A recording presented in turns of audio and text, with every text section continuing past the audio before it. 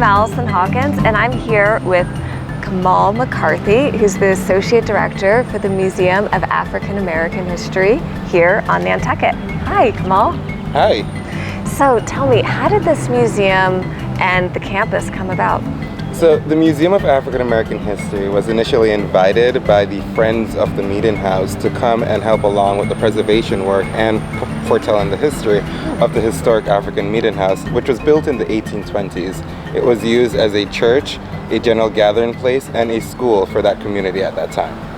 Oh, wonderful. Now, for those of you who don't know, I'm here on the island this weekend because they're having a fabulous event on Sunday, which I'm so looking forward to. Do you have your all-white outfit? Yes, of course. Okay, I have mine. Is it going to be here or at another part of the campus? So actually, our Night in White event is our Nantucket fundraiser, and that's going to be at the Nantucket Dreamland, and we will have a beautiful view of the harbor while we're there, as well as other special events. Obviously, the auction will be a part of the event, as well as just dancing and just some accoutrements and finger food and stuff along those lines. But most importantly, it's for the saving the history of this space. Fabulous. Now, all right, suppose I'm new to the island, I've never been here before. How do people take a tour and find out more about the museum? So the easiest way to get information about our campus or our Boston side is to go visit our website, which is maah.org. We also have a sign outside of our campus which details the information about not only the African Meeting House, but the Seneca Boston-Florence Higginbotham House as well. But to guarantee your visit like you did, the best way to do so is to email me personally.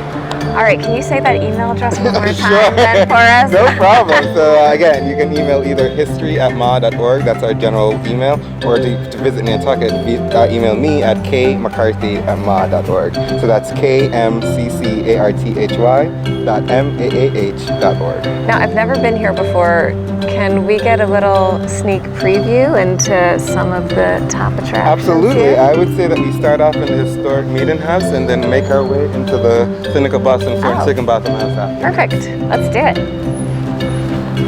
So like I said, the Meeting House was used for multiple purposes. But the story that I'm personally sharing since my return to the organization is the education story after you. And we're inside right now. And the reason I'm sharing the education story mainly is because of the young woman I mentioned a second ago, Eunice Ross. Eunice Ross was taught by Anna Gardner in this space. It would have had around 40 students at that time. And it went up to around 8th grade as well, too. So when Eunice reached the highest level that this space allowed her, when she was taught by Anna Gardner, a young white Quaker woman, she took a test to try to gain entrance to the only high school that was on Nantucket at that time. To make a very long story short, we believe she was the highest test taker, but unfortunately she wasn't accepted solely because of her color. But that led to many different things, including her teacher not only quitting this job and starting one of the first anti-slavery conventions here in Nantucket, but Frederick Douglass also spoke at that convention as well in 1841. So this very space, as much as one walks into it and sees that it's set up as a church, really has many historical significance and narratives in this very space. And do you still have service here? So the museum no longer specifically have services here, but their religious organizations are allowed to rent the space. Oh, okay. We do have concerts. We recently had a wedding in the very space as well too. So even some of the very traditional purposes that it was used for is still currently being continued today, as well as the fact that visitors come in and learn about the space. It is kind of continuing its school identity also. The museum, our preservation work has come a long way. I started working for the organization in 2013, and I left really quickly and just recently returned in September of last year. And formerly this chicken house has now been refurbished into a male and female bathroom with baby changing tables in both rooms. Okay. This cottage, aka my office, is now our visitor center and our administrative building. This is the side of the Seneca Boston-Florence Higginbotham House. I've already mentioned this. And there's the garage, which is our innovation center. I'm assuming you don't need to see the water closet, but okay, let's just go into my office. Okay, let's take a look. However, it is a pretty nice water closet. So this is my office. Okay. Our administrative building.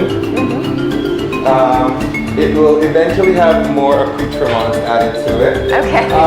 But it's pretty bare right now. But eventually we're hoping that a monitor will be on this wall in which we'll be showing some of the preservation work and the work that the museum has done over time, as well as whether it's our documentary rocket changes or any other informational events and promos. We'll also have a better gift shop area outside of our cabinet that we're working with right now. But I do love this cabinet, so don't get me wrong. It's been like my little baby over time. The opposite sides of these walls behind us is the actual desk area. Right now where I'm sitting is just for personal view of the building, but eventually this is going to be where we'll have even book groups to come and meet and discuss and have book lectures and so forth, or just any other small intimate gathering for the campus, especially in the off season. And this space, actually, importantly enough, I should acknowledge, it will also be handicap accessible, as the house itself is not. So we'll be offering a more personal experience inside there. What is the vision for this house? It's a great question. So this is going to be a lived-in museum. So it's one of the few artifacts that you'll be able to come and actually stay in. We're actually going to go to the front door. So the Seneca Boston-Florence Higginbotham house dates back to 1774. And it represents over 200 years of African-American home ownership here on Nantucket Island. There's a lot that one could share in 200 history of a household. So a history that the house itself has, whether it's, again, understanding its archaeological significance or understanding its familial significance, that not only an African-American but a native Wampanoag woman were the very first two to make this space their household. So it was a biracial house from the very get-go. It stayed in the Boston family from 1774 until 1919. And then Florence Higginbotham, which you may have captured an image of her inside the house, inside the meeting house, she purchased the property in 1920. So it's very significant for multiple reasons, and I'm happy to take you inside real quick. Welcome to the Seneca Boston-Florence Higginbotham house. And we're going to enter the oldest room in the house, which dates back to the work and hands of Seneca Boston himself, the very first namesake. And this is the oldest room in the Seneca Boston-Florence Higginbotham house. We know this is the room that Allison Boston himself would have gone through, as well as all of his siblings. And I'm not sure if you know the information, but Allison Boston set sail from Nantucket with an all-black crew in 1822. For a lot of African Americans, we're familiar with Martha's Vineyard. Is there a rich history of African American history on Nantucket? Nantucket's African American history dates back to the 1700s, really. And even though the African meeting house was built in the 1820s, again, there were Africans and African Americans here before then. So. Okay, so everybody's welcome. No excuses. So we're going to enter into the kitchen, and my big surprise is wow, the stove! Wow, this was... So this is the Florence Higginbotham stove, named for the second namesake of the house, Florence Higginbotham. Florence Higginbotham was a trained chef at the Boston Cooking School. A girlfriend invited her to Nantucket one summer. They both left after that summer ended. She came back the following summer and made Nantucket her home ever since.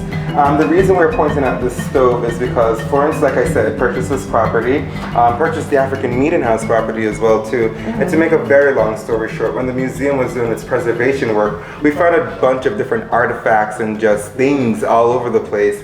Florence's daughter-in-law happened to inform us that this is Florence's stove, and we had all the major parts. So the museum recently refurbished this household regal stove, and it's going to be a functioning artifact for anyone who comes to stay here to use. Wow. And we've refurbished it so much so that there's even the kickstand that works really well as well too. So even all the original workings of the stove. And that's how you would open the stove. If someone had their hand full with the turkey or chicken, that's how they would. Wait, I need to see. Please go ahead and try. I don't know if I know how to do the kickstand. Just trust. This is here. Yep. There you go. So if your hands are full and you had a cake or a turkey or you name it, you could bird of any kind. And you will see right throughout the ink that we magically were able to save somehow all of the original pieces from the household item there. I kind of like that even for today, you know? Right? Who doesn't want a kickstand if your hands are full? I want to take you really quickly into the main gathering room and show you Florence's fireplace. So I don't know if I'd mentioned really quickly, but the house itself tells different time periods and story over time. So the oldest room was Seneca Boston's handiwork from 1774. So the fireplace here was a Greek revival style that Florence would have put in when she acquired the property.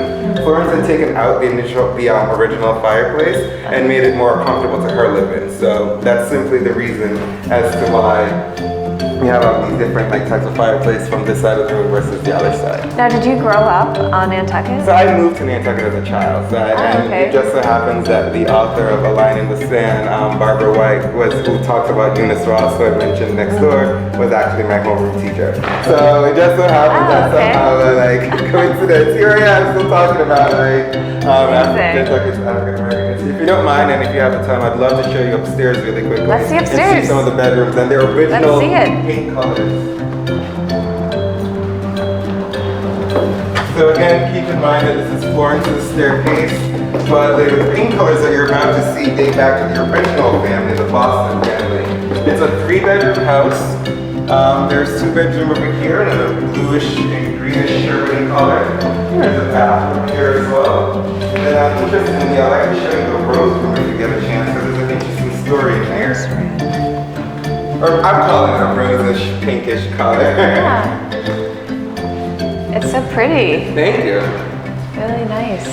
So again, the fascinating thing about this space is not only does it sign of home ownership, sign of family, and so forth, and everything else that goes on inside of a household, but it also is a sign of wealth too, as this line right here is the original roof line, and Florence Higginbotham was actually able to raise the roof literally on 2 separate occasions. That's why this post is here. So it's one of the few markers that we like to bring people and show them inside, and it may just look like a random part of the wall, but it's actually the original roof line from the original Boston family. The house itself, like I mentioned, will be a lived-in museum, so professors and students and even perhaps my future co-worker have the opportunity to stay here.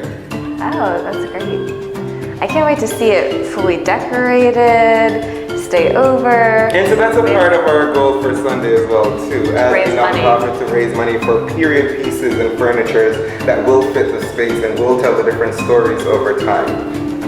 Wonderful, perfect. Well, thank you so much for showing us around. My pleasure. I was not expecting all of this. I was expecting one building, we go. This is amazing that people could actually, it's a living museum.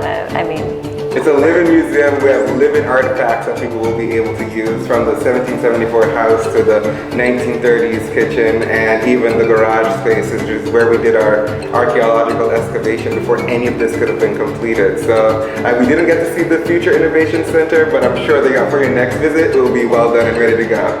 And we'll know exactly how to get there. Yes, exactly. Well, thanks for joining us. See you soon.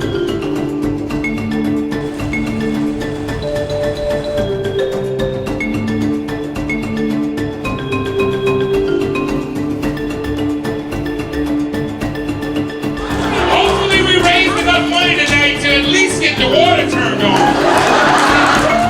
The stove is beautiful. The stove is beautiful. There are no televisions in there, so hopefully bring your laptop so you can Netflix and chill. Because there are no televisions in this house. I don't think there's electricity. Okay, well the lights were on. There's a little. I'll buy a TV. I'll put a TV. I'll put a big screen. I don't know how authentic it's going to be to the house as opposed to 17. But I'll put a plasma screen in.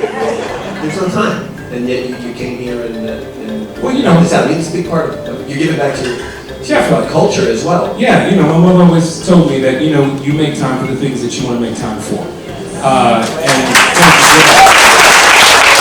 For this historic moment, I've lived here for 19 years, and just to experience this is nice.